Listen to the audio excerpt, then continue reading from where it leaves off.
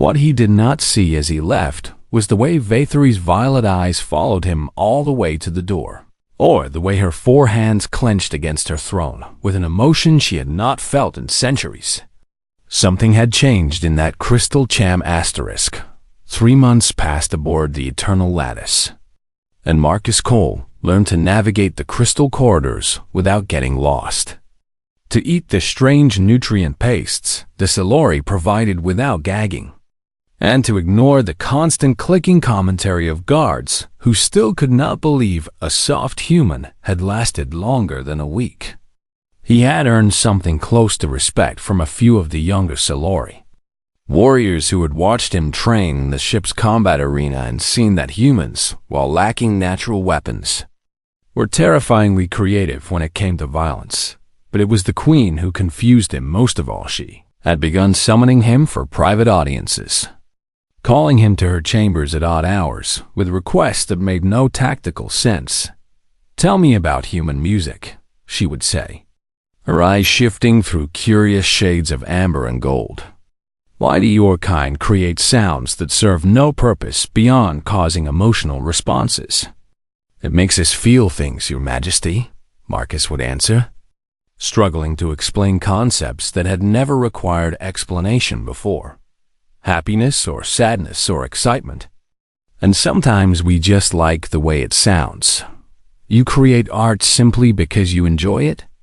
Her compound eyes would blink in rapid patterns that his translator could not interpret. "There is no practical function, no evolutionary advantage, no benefit to the species. Not everything needs a purpose, Your Majesty." This answer seemed to disturb her more than any other, and she would dismiss him with a wave of her 4 hands while her eyes churned through colors he was slowly learning to read. The questions continued night after night.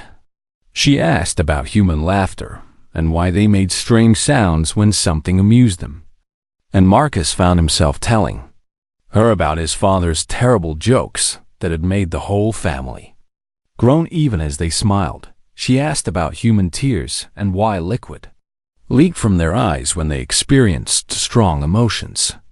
And Marcus hesitated before answering because this touched on wounds he kept buried deep.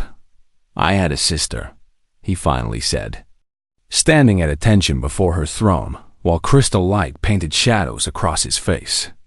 "Her name was Elena, and she died in the war. During a Silori raid on our colony, when I was too young to fight and too small to help." The Queen leaned forward on her throne, eyes shifting to a deep blue that he had never seen before. "You still feel pain for this loss, even after many years have passed." "Every day, Your Majesty. But she is dead and cannot return. So what purpose does this pain serve?" Marcus felt his jaw tighten as old grief stirred in his chest. "I do not know if it serves a purpose, but I still talk to her photo before I sleep. And I tell her about my day and ask her advice even though she cannot answer." "You speak to an image of someone who no longer exists?" "Yes, Your Majesty. This is madness," the Queen said. But her voice carried something other than judgment. Something that might have been wonder or horror, or both tangled together in ways she could not separate. "Maybe it is," Marcus agreed. "But it helps me remember that she mattered, that her life meant something, that she was real even if she is gone now." The Queen fell silent for a long moment, and when she finally spoke, her voice had lost its usual ice. "Among my kind, death is simply recycling, and when a Silori falls, their body is returned to the hive to nourish new generations, and no one speaks their designation again because they have served their purpose." "That sounds efficient." "Your Majesty, it is efficient," she agreed. But her eyes had shifted to that troubled violet again. "And yet your way sounds more. Though I cannot find the word for what I mean." The attacks began 2 weeks after that conversation. Marcus had been patrolling the outer corridor of the Queen's chambers when his combat instincts screamed a warning that made him spin around just in time to see a vent cover burst open and small winged creatures pour into the hallway like a living flood. Thornwings, his briefing materials supplied instantly. Parasitic insects whose venom could kill a Sailori in minutes and would certainly kill a human even faster. He did not think about what he was doing, did not calculate odds or measure risks. Simply ran toward the Queen's chamber door and burst through it with his shoulder already aching from the lies. Impact Vithari stood in the center of her room, forearms raised in a defensive posture that would do nothing against creatures small enough to slip between her blade strikes, and her eyes were wide with something Marcus had never seen in her before: fear. The Thornwings came through the door behind him, hundreds of them with stingers glistening in the crystal light. And Marcus did the only thing that made sense to his soldier's brain. He threw himself over the Queen. His body covered hers as completely as he could manage, his arms wrapping around her crystalline form while the Thornwings descended upon them in a buzzing cloud of death. And he felt stinger after stinger pierce his skin.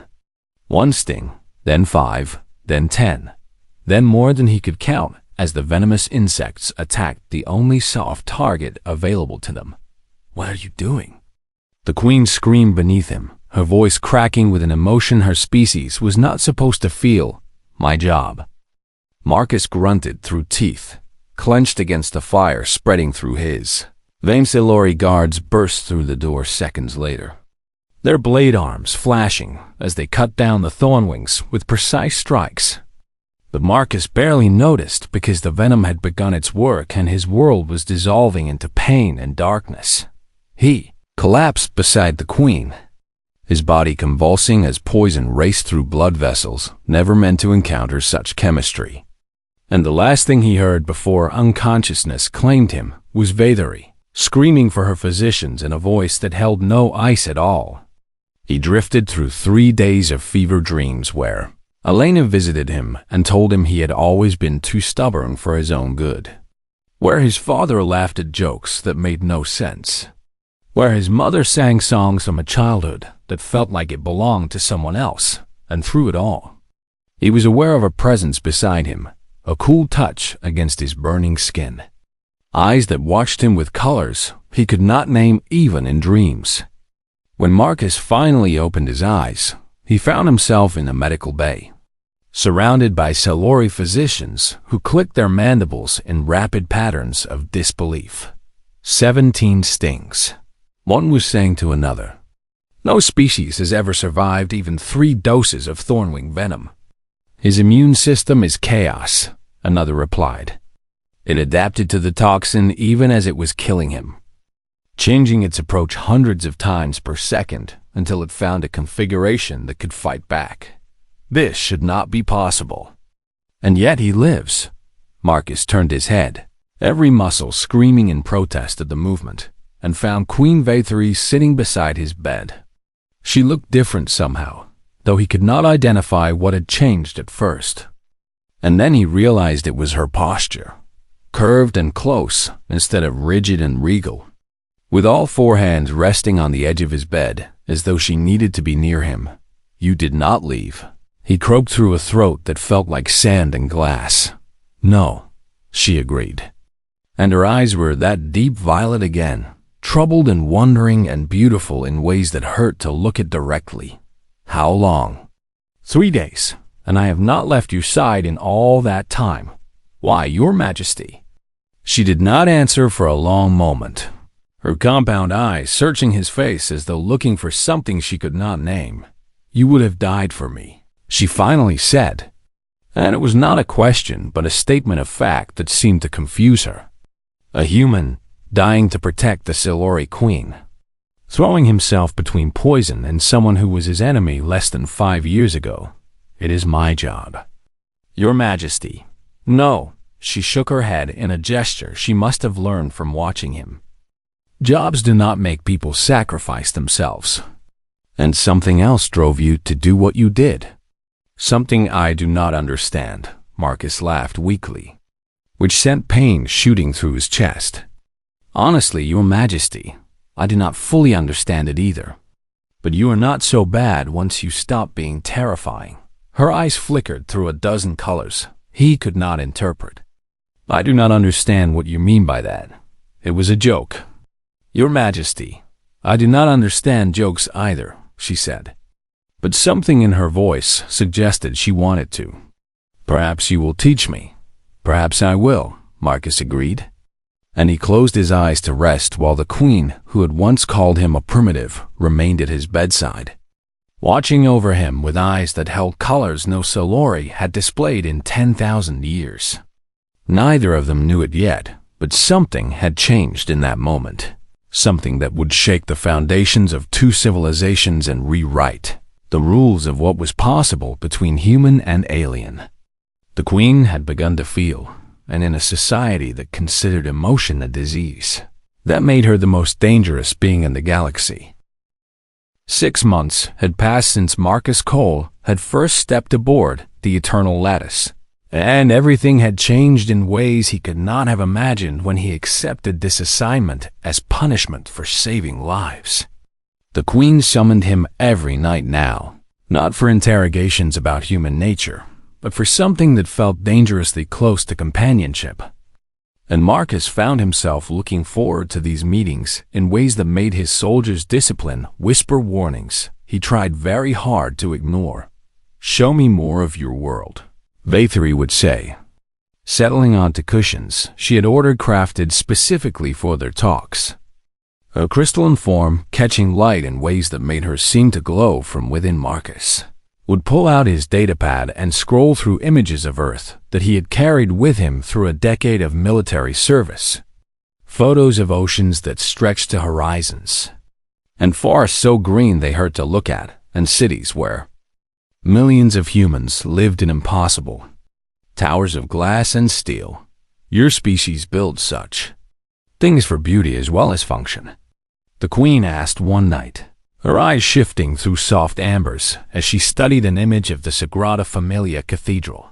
"We build them to honor things we believe in," Marcus explained, "or to remember people we have lost, or sometimes just because someone dreamed of something impossible and refused to stop until they made it real." Dreams. Vathiri repeated the word slowly as though tasting it. "My kind does not dream, and when we rest, our minds simply stop until waking begins again." Never? Marcus found this sad in ways he could not explain. Never. And I did not know this was unusual until you began telling me about the images that visit humans during sleep. She reached out with one of her upper hands and touched the screen where a photo of a sunset over the Pacific Ocean painted the sky in oranges and pinks and purples. That seemed to set the world on fire. "This is beautiful," she said. And Marcus heard wonder in her voice, raw and new and dangerous. "It is just light refracting through atmospheric particles." "Your Majesty." "Yes, and it is beautiful," she insisted, turning to face him with eyes that had shifted to colors he had never seen before. Soft pink and warm gold swirled together like paint mixing on a canvas. "Why can I suddenly see beauty, Marcus, when I have lived 400 years and never noticed it before?" He did not have an answer that would not terrify them both, so he said nothing and let the silence speak instead. The changes in the Queen did not go unnoticed by her court. Marcus overheard the whispered clicking of her handmaidens when they thought he was too far away to hear, their mandibles moving in rapid patterns of concern and confusion. "Have you seen the colors in her eyes?" one asked another outside the Queen's chambers. "They are wrong, and no queen has displayed such hues in millennia. Perhaps she is ill, and we should summon the physicians of mind to examine her. Do not be foolish, because if the council learns of this, they will demand an evaluation. And you know what that means." Marcus memorized the word and looked it up in his translation database later that night. And what he found made his blood run cold in his veins. Valthari was the Solori term, roughly translated as soul fracture or mind break, and it referred to a condition where a queen's consciousness began to separate from the hive mind, developing individual thoughts and emotions that were not shared with the collective. It was considered a disease, a corruption, a failure of breeding.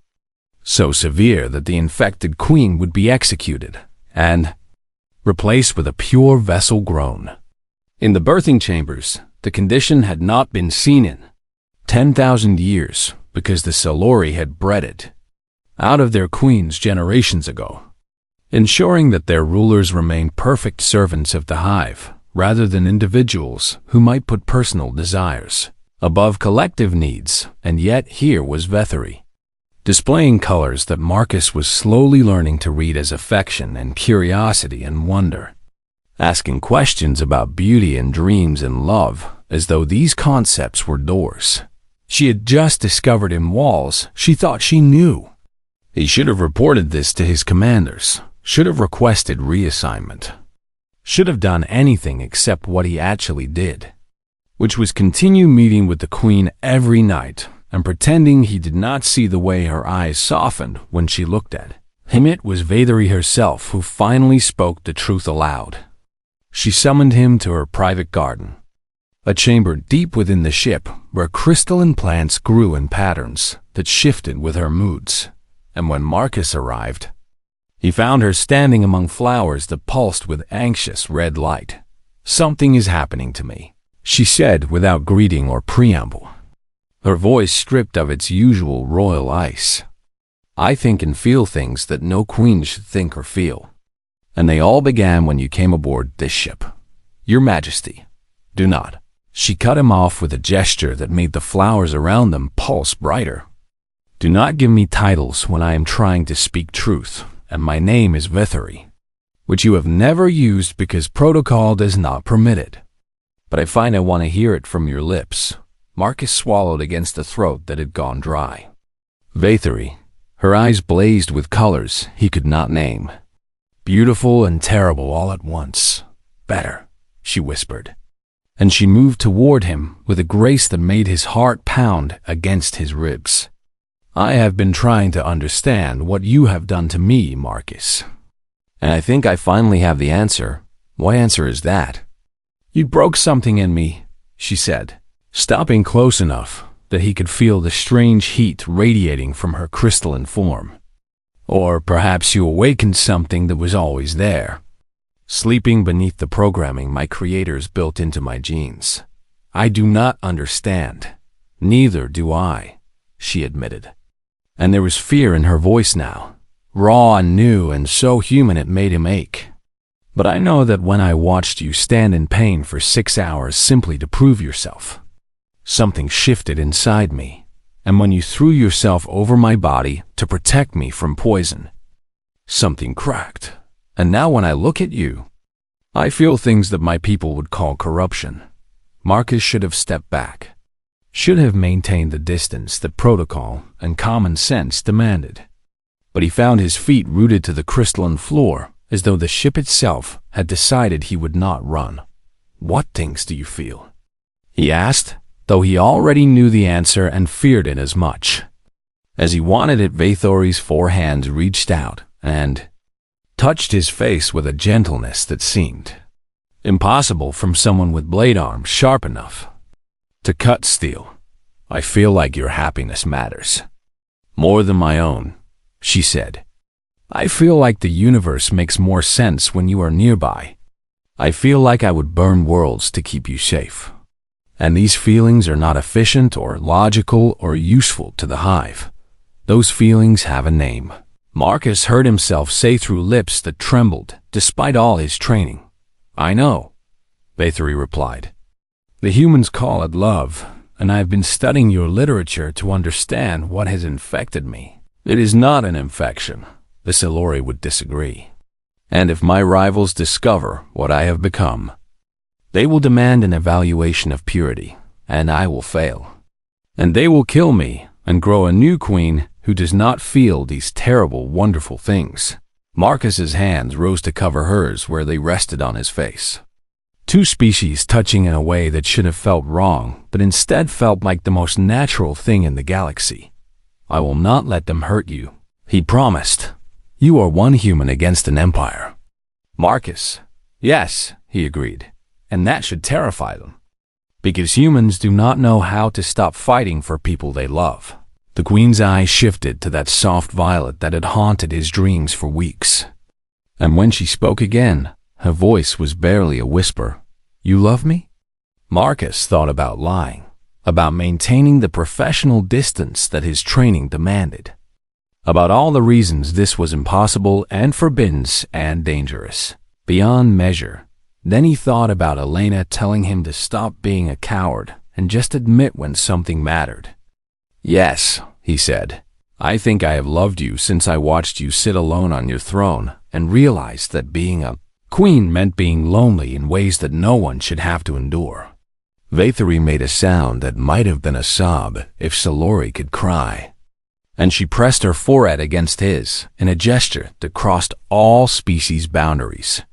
"They will come for me soon," she whispered against his skin.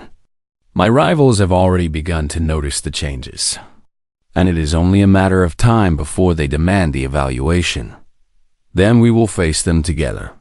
You would fight your own kind's allies for me?" "I would fight anyone for you," Marcus promised. And he meant every word with a certainty that would have frightened him if he had stopped to think about it above them. The crystalline flowers of the queen's garden shifted from anxious red to hopeful gold, responding to emotions their creator had never been supposed to feel. And somewhere in the political corridors of the ship, the queen's rivals gathered and plotted and prepared to destroy the corruption that had infected their perfect ruler, never suspecting that the real infection was not emotion but freedom, and it would spread far beyond anything they could imagine.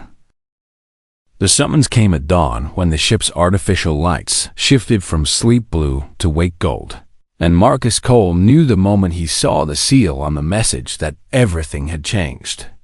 The Council of Elders had demanded an evaluation of purity for Queen Vathuri, citing concerns about unusual behavior patterns and emotional instability that rendered her unfit to serve as vessel for the hive mind. Marcus found Vathuri in her chambers, standing before a mirror of polished crystal with all four of her hands pressed flat against the surface as though she could push through to some other world where none of this was happening.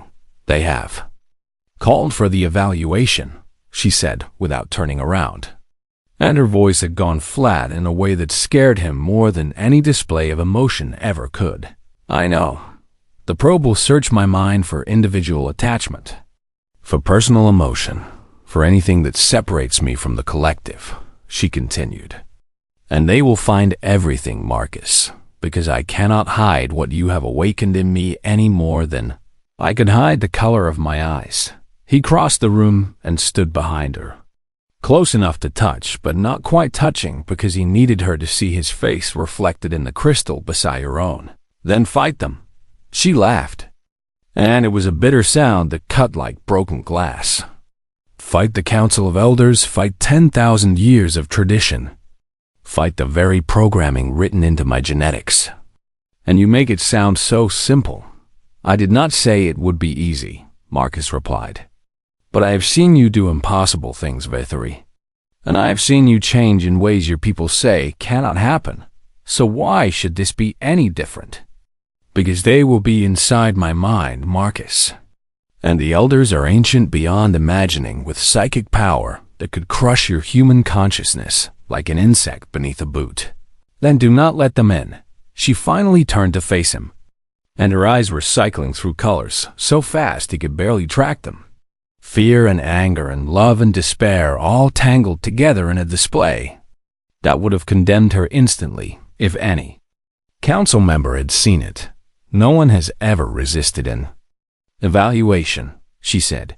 "No queen has ever had something worth resisting for," Marcus countered, and he reached out to take her upper hands in his own, human fingers intertwining with crystalline digits in a grip that felt like defiance made physical. "You truly believe I can do this?" "I believe you are the strongest person I have ever met. And I believe that the woman who sat through 3 days beside my sickbed, refusing to leave, is not someone who gives up when things get hard." A tremor ran through her body, and her eyes finally settled on that soft violet that Marcus had learned to read as love. "Will you be there?" she asked. "They have forbidden me from attending." "That was not my question." Marcus smiled with a grimness that would have made his old drill sergeant proud. "Wild horses could not keep me away. And whatever wild horses means in Sci-Lori, the evaluation chamber was located in the heart of the ship. A vast crystalline dome where the Council of Elders sat in concentric circles around a platform that glowed with psychic energy, strong enough to make Marcus's teeth ache from 3 corridors away. He had tried to enter through the main doors and been stopped by 4 guards who looked at him with something between contempt and pity. "The human cannot enter." One had clicked. "This is sacred Sci-Lori business. I am the Queen's personal guard, and my place is beside her. Your place is wherever we say it is, soft one. And today, that place is far from here." Marcus had nodded as though accepting their judgment, then waited until they looked away before breaking the arm of the nearest guard with a move his combat instructor had called the Persuader. The fight that followed was brutal but brief, and Marcus did not have time to feel guilty about the 2 unconscious Sci-Lori he left behind as he sprinted toward the chamber doors with blood dripping from cuts on his face and fire burning in his chest. More guards tried to stop him at the inner entrance, and these ones were smarter, fighting in formation with blade arms that could have sliced him in half if he made a single mistake. He made no mistakes. Years of combat training and a lifetime of stubborn refusal to accept impossible odds carried him through the fight, like a storm through paper walls. And when he finally burst through the chamber doors, he left 4 more guards groaning on the floor behind him. Every elder in the chamber turned to stare at the bleeding human who had just fought his way into their most sacred space, and their compound eyes blazed with outrage that made the air itself feel heavy. "How dare you defile this place with your presence?"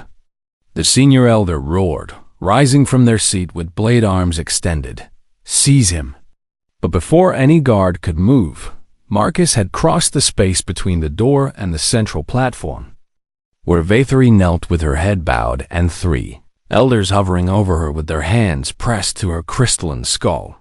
"You want her," Marcus snarled, pulling the combat knife from his belt and dropping into a fighting stance that promised death to anyone who came close. "You'd go through me first. You would die for this corrupted creature?" the senior elder demanded. "I would kill for her," Marcus corrected. "Dying is just what happens if I do not kill enough of you first." On the platform, Vathri raised her head, and Marcus saw that her eyes were blazing white, a color that made every elder in the chamber recoil with shock. "They found my love for you," she said, and her voice resonated through the dome like a bell being struck. "They tried to rip it from my mind, to burn it out and leave me hollow as they want their queens to be, Vathri. But I did not let them," she continued, rising to her feet with a grace that seemed to defy gravity itself. "Because you taught me that some things are worth fighting for, Marcus. And I decided that what I feel for you is worth more than their approval, or their traditions, or their precious hive mind." The 3 elders who had been probing her mind collapsed to the floor, their compound eyes flickering in patterns that suggested their psychic attack had backfired spectacularly. "This is impossible," the senior elder whispered.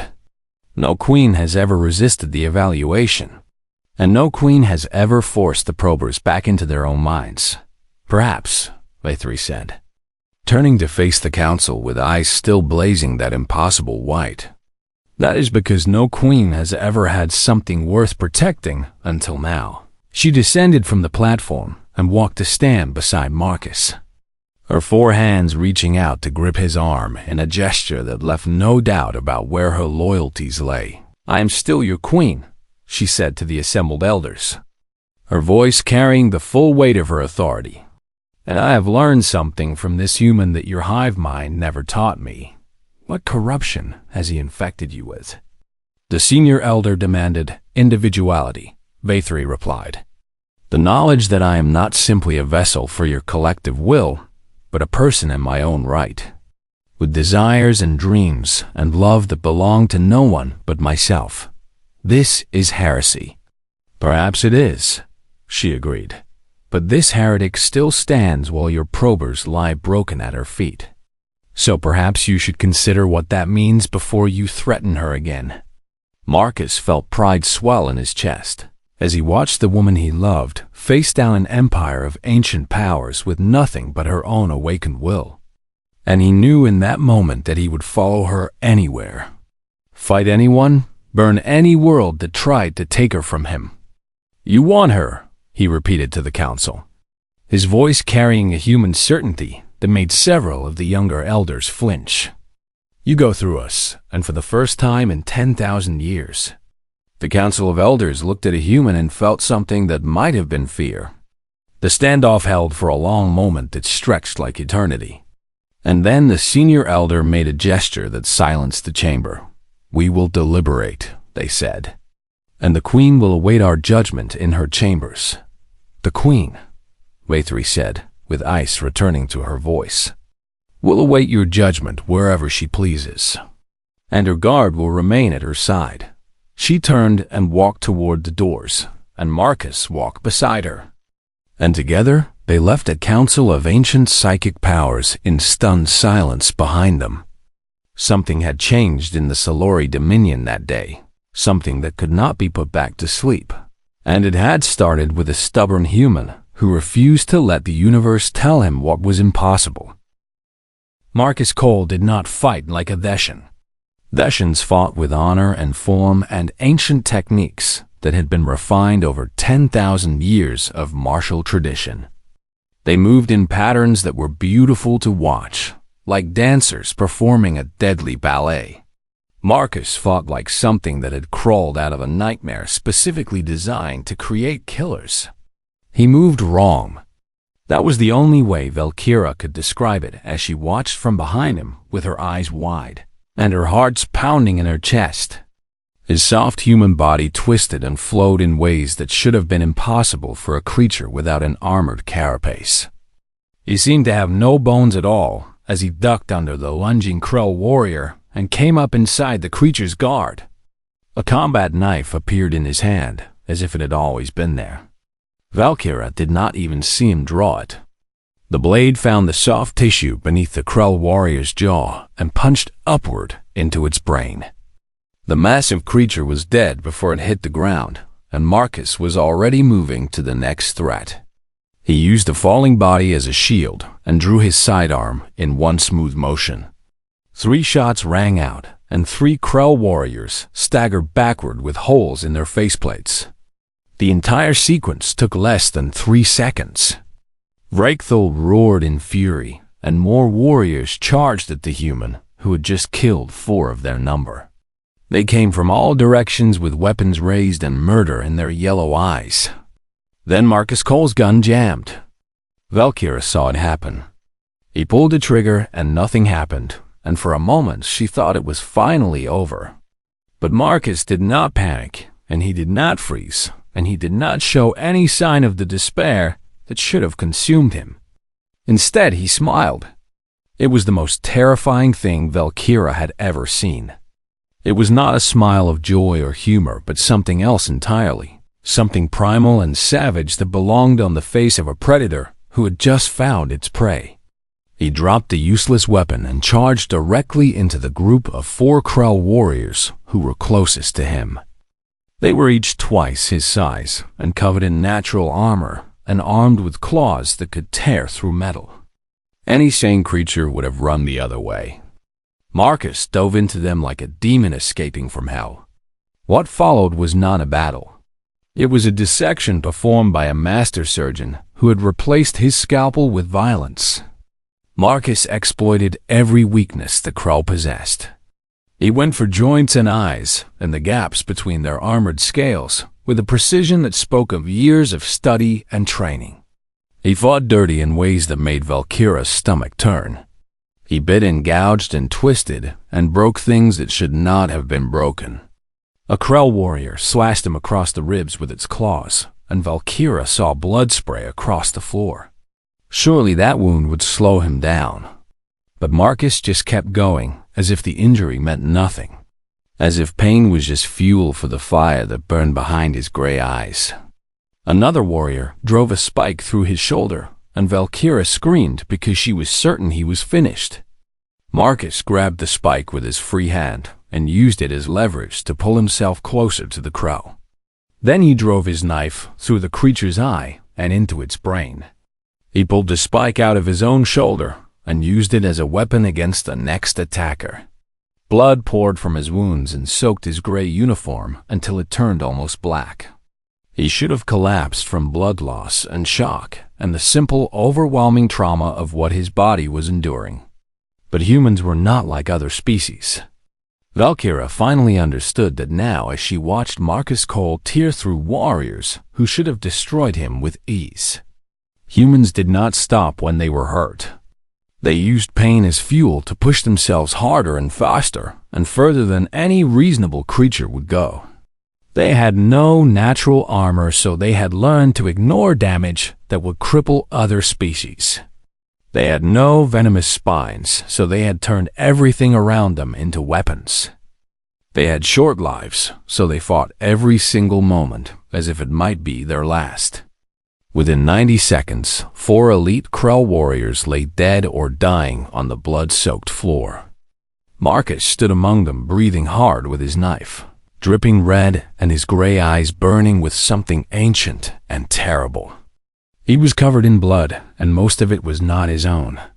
"Ambassador," he said, and his voice was still calm despite everything that had just happened. "We need to move." Valkyra could not respond. She was frozen in place, staring at the human who had just accomplished the impossible. The Krell were regrouping, and more warriors were pouring into the banquet hall. The battle was far from over, and they needed to reach safety before they were overwhelmed.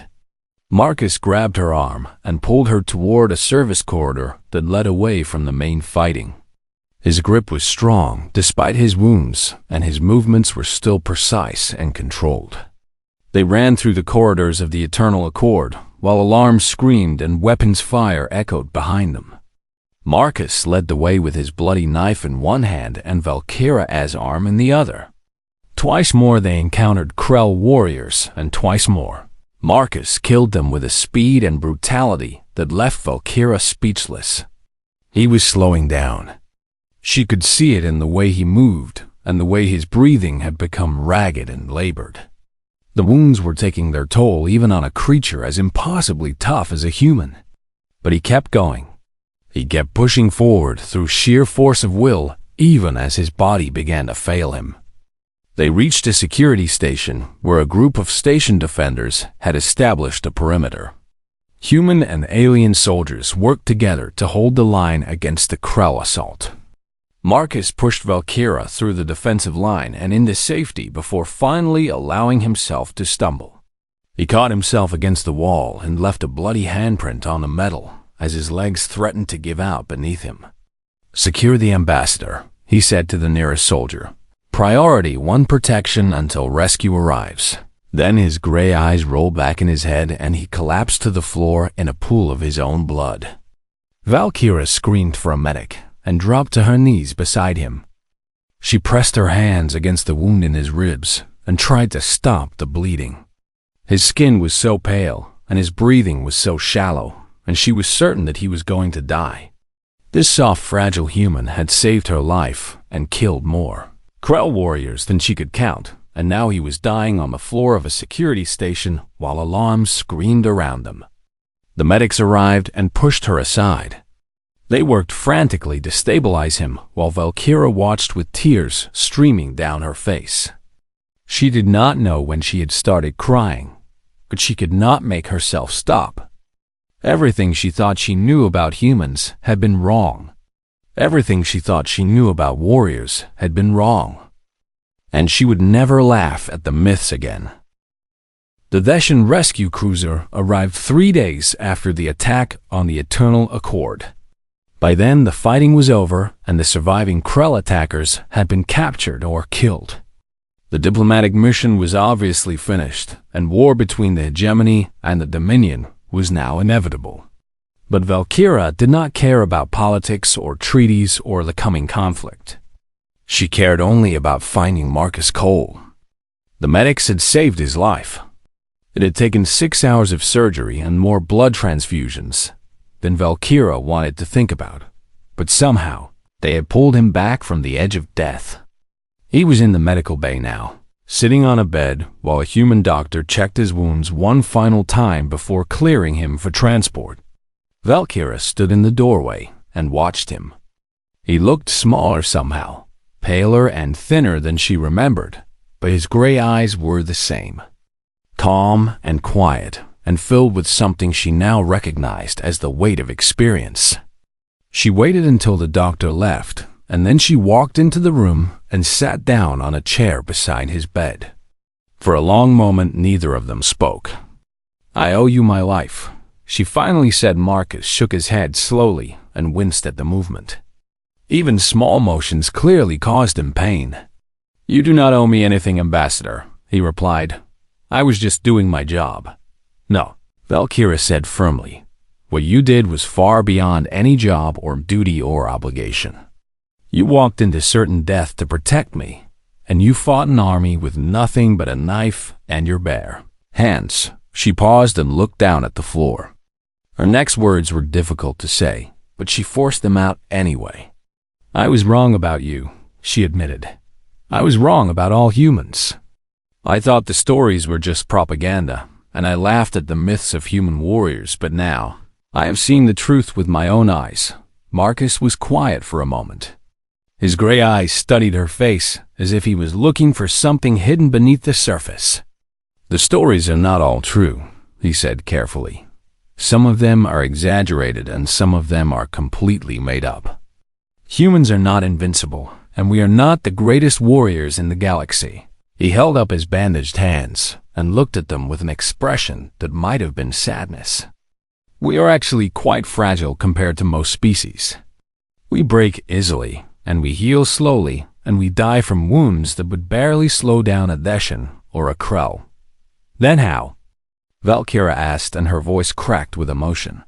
"How does a species so fragile become what I saw in that banquet hall?" Marcus considered the question for a long time. When he finally spoke, his voice was soft and heavy with meaning. "Because we are fragile," he said. "Because we know we are going to die from the moment we are old enough to understand what death means. Every single human lives with that knowledge every single day of their short lives." He looked at her with those gray eyes that had seen so much death and suffering. "The universe has been trying to kill humanity since the first cell divided on our homeworld. Everything on Earth was dangerous. The animals and the weather and the diseases and even other humans. We should have gone extinct 1,000 times over, but we are still here. Why?" Valkyra asked, "What makes you survive when everything else dies?" Marcus smiled then. It was a small smile without any humor in it. Other species evolved armor and venom and strength and speed. They developed natural weapons that let them dominate their environments without having to think too hard about it. He paused and flexed his bandaged fingers carefully. "Humans evolved spite," he continued. "We learned to keep going when our bodies fail. We learned to turn fear into focus and pain into fuel. We learned to look death in the eye and say, 'Not today.'" He met her gaze directly, and something ancient looked out at her from behind his gray eyes. "It is not about being the strongest, Ambassador. It is about being the thing that refuses to stay down. It is about getting back up every single time you are knocked down until the thing that knocked you down finally gives up or dies." Valkyra thought about what he said for a long time. She thought about her own species and their proud warrior traditions and their ancient martial arts. Deshans fought with honor and form and technique. They fought as long as it was reasonable to fight, and then they surrendered or retreated when the odds became impossible. It was the logical thing to do. It was the rational thing to do. It was what any sensible species would do when faced with certain defeat. But humans were not sensible. They did not retreat when the odds turned against them. They just fought harder and dirtier and more desperately until either they won or they died. And that was what made them truly terrifying. "I'm sorry I laughed at you," Valkyra said softly. "I'm sorry I dismissed you and your entire species because I thought I knew better." Marcus shrugged and then winced at the pain the movement caused. "Most people do," he said. "They look at us and they see small, soft creatures who live barely a century. They do not see the fire that burns inside us or the stubbornness that has carried us through extinction events and ice ages and world wars." He smiled again, and this time there was a hint of warmth in it. "They only see the truth when it is too late to matter." Valkyra nodded slowly. She understood now in a way she had not understood before. The myths about human warriors were not propaganda. They were warnings. They were the galaxy's way of telling other species to be careful around the small soft creatures from the death world called Earth. She stood up from her chair and looked down at Marcus Cole. He looked so ordinary sitting there in his hospital gown with bandages covering his wounds. No one would ever guess what he was capable of just by looking at him. "When the war with the Krell begins," she said, "I am going to request human peacemakers for my security detail." Marcus raised an eyebrow in surprise. "That is unusual for a Deshan official," he observed. "I am an unusual Deshan," she replied. "And I have learned a valuable lesson about judging species by their appearance." She turned to leave, but stopped at the doorway and looked back at him one more time. "Thank you, Marcus Cole," she said. "Not just for saving my life, but for showing me the truth about your people. I will never forget what I learned in that banquet hall."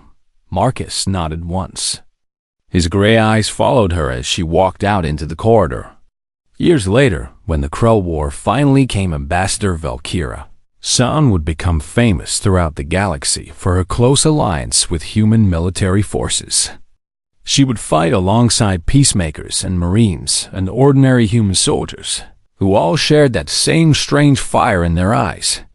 And when her own children asked her why she trusted the soft, fragile humans above all others, she would tell them the story of a quiet man with gray eyes who had held the line against an army.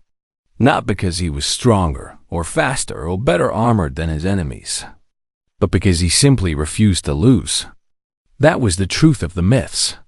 That was the secret of human warriors. They did not know how to give up. And in a universe full of creatures who fought only when the odds were in their favor, that made humans the most dangerous species of all.